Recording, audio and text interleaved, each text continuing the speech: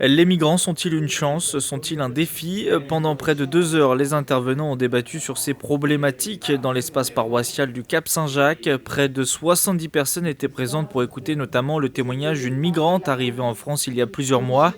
Également présent pour l'occasion, l'ex-député maire de Versailles, Étienne Pinte, l'actuel président du Conseil national des politiques de lutte contre la pauvreté, a rappelé le devoir historique de la France face au mouvement migratoire actuel.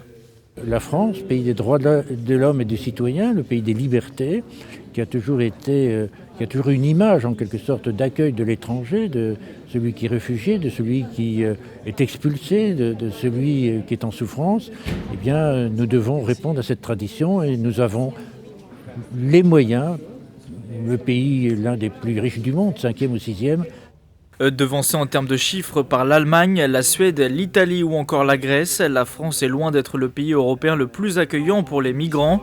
Pourtant, les crispations sont nombreuses sur le sujet. En témoigne par exemple la récente polémique sur l'accueil d'une centaine de personnes à Maurepas. Il est quelque part un peu pratique, le migrant. La crise, c'est la faute du migrant. Le système social en difficulté, c'est la faute du migrant. Le chômage, c'est la faute du migrant. Donc je pense qu'il y a quelque part, on l'a chargé de tous les maux. Et aujourd'hui, on a un regard sur le migrant qui est extraordinairement chargé. On lui en veut d'une certaine manière. Cette réunion autour des migrants se tenait alors que selon les derniers sondages, près de 6 Français sur 10 sont opposés à l'accueil de personnes supplémentaires sur le sol hexagonal.